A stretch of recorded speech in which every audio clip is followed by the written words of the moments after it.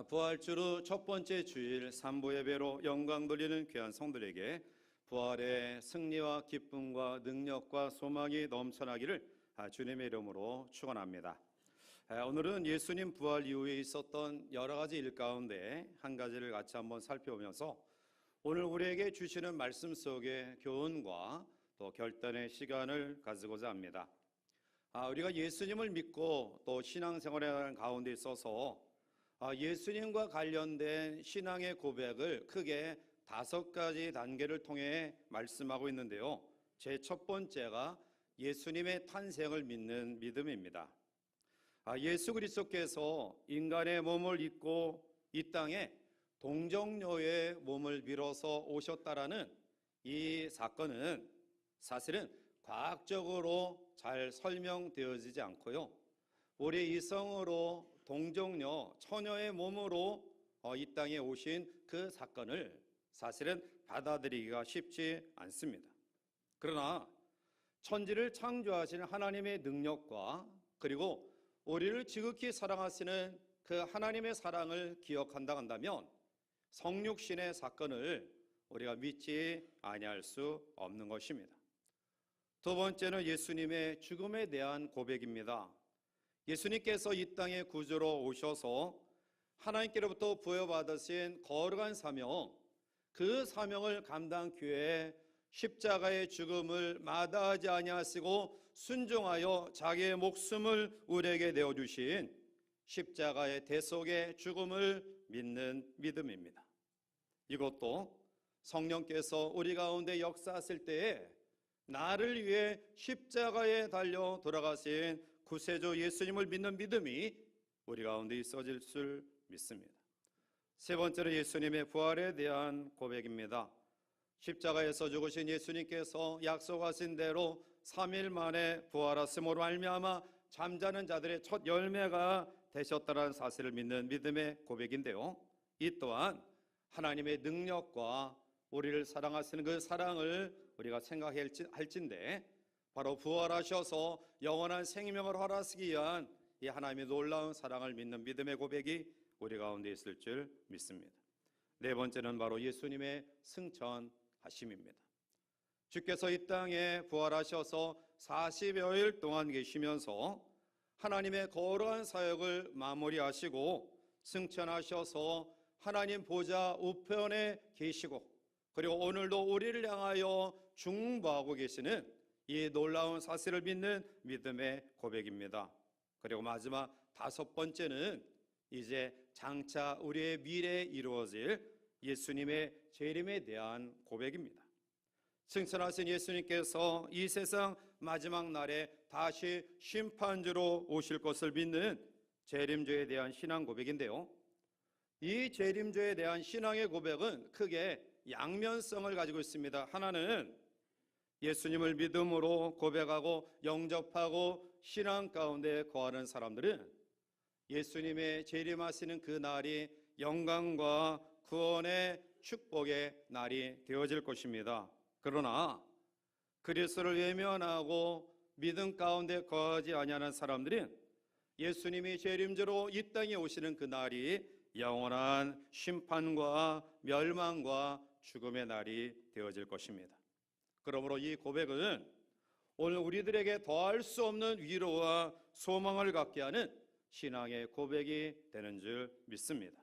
자, 그런데 이렇게 예수님과 관련된 5가지 신앙의 고백이 중요하지만 그 가운데서도 예수님의 부활 사건을 믿는 믿음의 고백은 나머지 4가지 것을 잊게 하는 출발점이기에 무엇보다도 부활 신앙에 대한 고백은 대단히 중요한 것입니다. 예수님의 부활 사건은 하나님의 하나님 되심과 하나님의 살아계심과 하나님의 능력을 가장 분명하게 보여주신 것이고요. 따라서 우리는 이것이 우리 신앙 고백 가운데 가장 중요한 고백이 되는 줄 믿습니다. 이 세상 그 어떠한 사람도 부활을 이야기한 사람 없습니다. 이 땅에 존재하는 그 수많은 종교 가운데도 그 어떠한 종교도 다시 살아난다라는 부활의 생명의 진리를 증거하는 종교는 없습니다. 오직 예수 그리스도만이 죽음의 권세를 이기시고 부활하심으로 우리의 진정한 구세주가 되심으로 우리의 영원한 위로와 소망이 되셨음을 확신하시기를 바랍니다. 그런 의미에서 예수님의 부활의 사건이 가지는 중요한 의미를 우리들이 묵상하는 것이 대단히 중요합니다. 그래서 예수님이 부활하신 후 약 40여일 이 땅에 계셨는데 승천하시기 전까지 그 가운데 또 특별히 의미 있는 한 가지 사건을 통해서 오늘 부활 이후에 우리는 어떠한 믿음으로 우리의 삶을 살아갈 것인가를 결단하는 은혜의 시간이 되기를 주님의 이름으로 축복합니다. 오늘 본문에 보면 두 종류, 예수님의 부활의 사건에 대해서 두 종류의 사람이 본문에 나타나고 있습니다. 하나는 예수님이 부활하셨다는 사실을 체험하고 전하는 참된 증인이 있고요, 예수님의 부활 소식을 마귀의 유혹을 받아 매수되어서 도둑질 해갔다라고 거짓 증거하는 거짓 증인들이 있습니다. 오늘 본문에 나타나는 막달라 마리아와 다른 마리아는 참된 증인이고요, 로마 총독의 수하에 있었던 주님의 무덤을 지켰던 경비병들은 거짓된 증인, 가짜 증인입니다. 사실 이 증인이라는 말은 법률적 용어입니다. 자기가 과거에 실제로 경험한 사실이나 특별한 지식을 구체적인 사실에 적용한 판단을 진술하는 사람, 그것이 바로 법률적 용어로 증인인데요. 그런데 신약 성경에 기록된 이 말투레오라는 증인은 보고 듣거나 경험한 것, 특히 하나님의 계시나 영감으로 안 바를 확증한다라는 뜻을 가지고 있습니다. 이 말투레오라는 그 증인의 말에서 파생된 영어 단어가 있죠. 마돌이라는 이 순교자라는 의미를 가진 단어입니다. 순교자는 복음을 위해서 목숨을 버리고 증언하는 사람, 그 사람이 바로 순교자입니다. 오늘 예수 그리스도가 이 땅에 오셔서 우리의 죄를 위해 십자가에 달려 돌아가시고 그리고 부활하신 그 놀라운 사건을 체험하고 경험하고 받아들이고 그것을 우리의 생명을 아까워하지 아니하고 전하는 사람, 그 사람이 바로 증인입니다. 오늘 이 아침 십자가에서 인류의 죄를 위해서 달려 돌아가셨다가 3일 만에 부활하신 예수님의 출현 장면은 공간복음의 여러 면에서 나타나고 있는데요, 특별히 그 가운데 마지막 지상 기록이 네 군데 나타납니다. 마태복음 28장, 마가복음 16장, 누가복음 24장, 그리고 사도행전 1장인데요. 이 네 군데 장면에서 예수님이 부탁하시는, 제자들에게 부탁하시는 공통된 점이 하나 있습니다. 그것은 증인되라라는 말씀입니다. 자, 우리 성경 그 가운데 사도행전 1장 8절을 우리 함께 읽어보실까요? 오직 성령이 너에게 임하시면 너희가 권능을 받고 땅끝까지 이르러 내 증인이 되리라 하시니라. 아멘. 부활하신 주님이 40여일 동안 이 땅에 계시면서 최후로 부탁하신 말씀이 증인되라는 말씀입니다. 이제 오늘 우리는 이 말씀을 묵상하면서 오늘 본문에 나타난 1절부터 10절까지 나타난 마리아를 비롯한 다른 여인들의 증인된 모습, 그리고 11절부터 마지막 15절까지 나타난 로마 경비병들의 거짓된 증인의 모습을 같이 한번 대조하며 또 말씀의 은혜를 나누고자 하는데요. 먼저 1절부터 10절까지 나타난 마리아와 그리고 다른 여인들은 바로 참된 증인입니다. 막달라 마리아가 그리고 다른 마리아와 여인들이 안식 후 첫날 예수님의 무덤을 찾아옵니다. 그때 큰 지진이 나고요, 주의 천사가 하늘로부터 내려와 예수님이 안치되어 있던 무덤의 돌을 굴려버리고 그 위에 앉았는데요, 3절을 보니까 천사의 형상이 번개와 같고 그 옷은 눈같이 희게 보였다라고 이야기합니다. 경비병들이 그 모습을 보고 무수하여 떨며 죽은 사람과 같이 되었고요, 그들은 무섭고 겁이 나서 도망치고 말았습니다. 동일한 현장이 있었던 여인들, 물론 이 여인들도 겁이 났지만 예수님을 보고 싶어하는, 미치도록 사랑하는 그 사랑의 마음으로 그곳에 머뭇거리고 있을 때에 천사가 나타나 부활의 주님을 증언합니다. 5절과 6절에 보면 천사가 여자들에게 말하여 이르되 너희는 무서워하지 말라. 십자가에 못 박히신 예수를 너희가 찾는 줄을 내가 아노라. 그가 여기 계시지 않고 그가 말씀하신 대로 살아나셨느니라. 와서 그가 누우셨던 곳을 보라. 천사들은 무덤이 비어있는 확실한 이유를 선언하였습니다. 사랑하는 성도 여러분들이요, 부활은 이론이 아니라 역사적 사실에 대한 선언입니다. 따라서 오늘 우리도 역사적 사실에 대한 이 부활의 선언을 우리의 삶 속에서 행해야 될 줄 믿습니다. 예수님이 부활하셨다는 사실을 선언하면 성령께서 이를 믿게 하시고요, 우리에게 더욱더 담대한 믿음으로 우리를 세워주십니다. 오늘 여인들은 별 기대를 가지지 아니하고 단지 예수님이 살아생전에 예수님을 사랑했던 그들의 사랑이 부족한 것이 없을까라는 애틋한 마음으로 단지 그 정도로 향료를 가지고 예수님의 무덤을 찾았습니다. 그런데 여러분, 그들 속에 바로 하나님의 역사하심으로 말미암아 부활하신 주님이 그들 가운데 나타나십니다.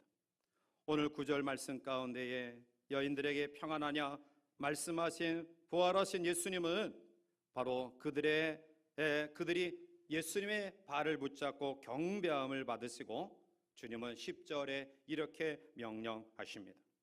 이 예수께서 이르시되 무서워하지 말라. 가서 내 형제들에게 갈릴리로 가라 하라. 거기서 나를 보리라 하시니라.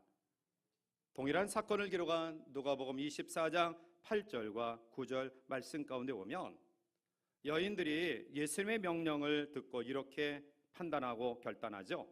그들이 예수의 말씀을 기억하고 무덤에서 돌아가 이 모든 것을 열한 사도와 다른 모든 이에게 알리니. 누가는 예수님의 부활이 믿을 수 없는 돌발 사태가 아니라 예견된 사건이었음을 그가 의사인 그러한 학문적인 배경을 가지고 치밀한 설득을 통해 부활 사건의 역사성과 하나님의 계시의 성취를 확실하게 드러내주고 있습니다. 부활은 돌발적인 사건이 아니라 바로 성경의 예언 가운데 이루어진 사건입니다. 바울은 고린도전서 15장 3절과 4절에 내가 받은 것을 먼저 너에게 전하였노니 이는 성경대로 그리스도께서 우리 죄를 위하여 죽으시고 장사 지낸 바 되셨다가 무엇대로요? 성경대로 사흘 만에 다시 살아나사라고 증언합니다.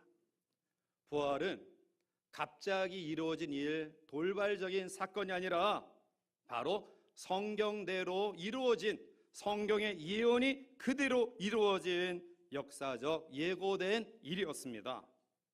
오늘 예수님의 빈 무덤을 찾아갔던 여인들은 말씀이 기억나고 믿어지자 더 이상 지체할 수 없었습니다. 여인들은 예수님을 만나기 위해 무덤에 달려오기까지 바로 우리와 동일한 모습을 가지고 있었습니다. 그들이 예수님 말씀을 따르지 않은 것 아니고요, 예수님을 사랑하지 않은 것 아닙니다.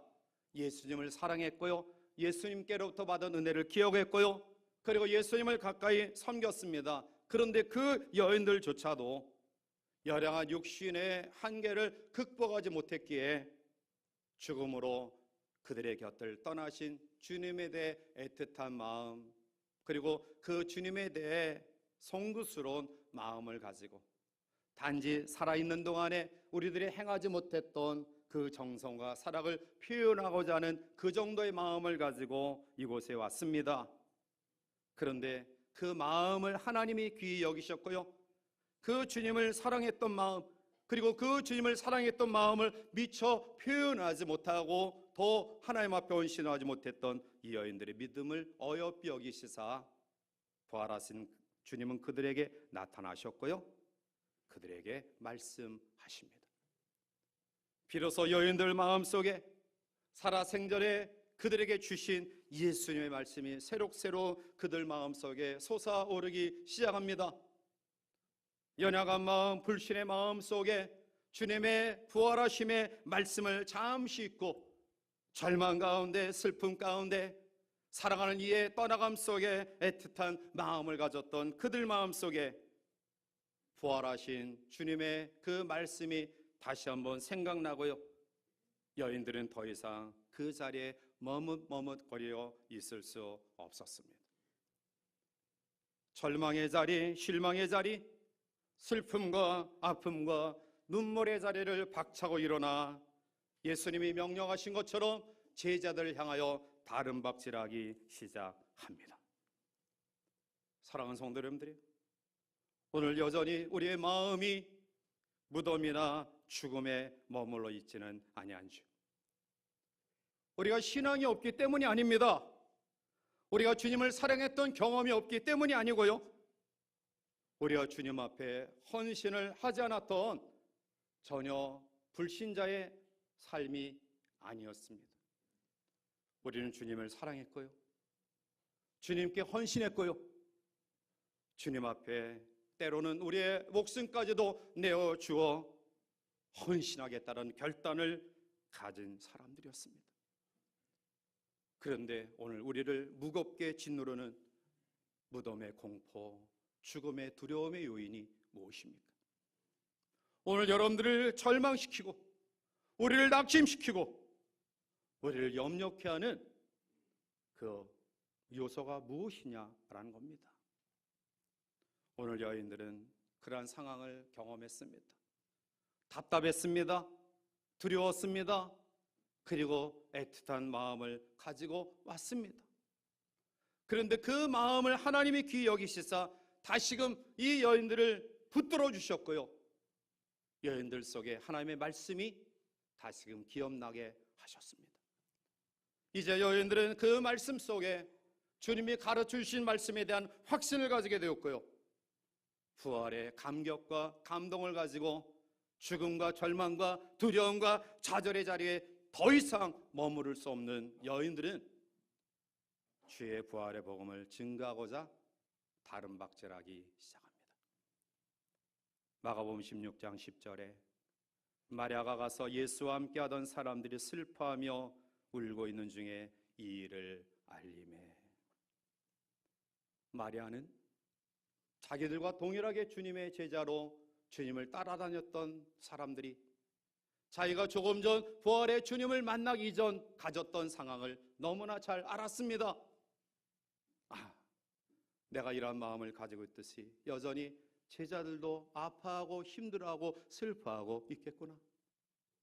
이러한 마음을 가지고 여인들은 고귀한 다른 박질을 시작하였습니다. 그리고 혼신의 힘을 다하여 달려와 제자들을, 여전히 슬퍼하며 울고 있는 제자들에게 이 귀한 소식을 증거합니다. 여인들은 최초의 부활의 증인이 되었고요, 그리고 그들을 통해서 제자들이 다시 한번 부활의 증인으로 세워졌고요, 그리고 로마의 핍박 가운데서 이 부활의 증인들의 다른 박질 속에서 전달받은 초대교회 성도들이 부활의 신앙으로 무장했고요, 오늘 우리에게까지 부활의 복음이 전달되어져 온 줄 믿습니다. 이제 우리를 통해 하나님은 다른 박질하는 부활의 증인이 되기를 원하십니다. 오늘 우리들이 어떠한 모습으로, 어떠한 마음으로, 어떠한 세상의 현실 속에 무거운 중압감에 눌려있다 할지라도 부활하신 주님은 우리에게 말씀을 깨닫게 하실 것입니다. 말씀을 기억나게 하실 것입니다. 그리고 우리의 손을 붙들어 주실 것입니다. 그리고 우리를 일으켜 세워 다른 박질할 수 있는 은혜와 능력을 허락하실 줄 믿습니다. 이것이 바로 참된 증인입니다. 자, 그런데 오늘 본문 11절부터 이어서 나타나는 말씀은 로마 경비병들에 대한 이야기인데요, 그들을 한마디로 정의하면 가짜 증인이다 라고 이야기할 수 있을 것입니다.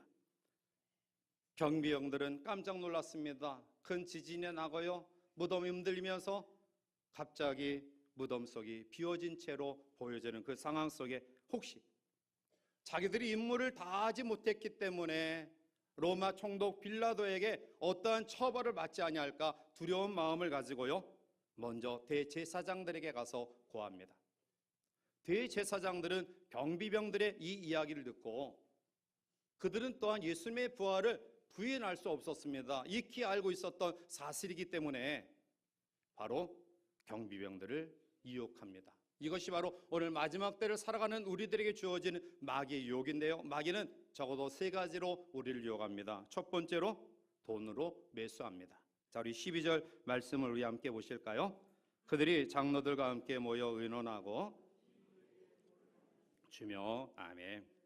오늘 이 땅 속에서 마귀는 우리에게 이 물질의 유혹을 가지고 우리들이 가진 명성, 우리들이 누리고 있는 명예, 우리가 쌓아올린 모든 공적들을 한순간에 무너뜨립니다.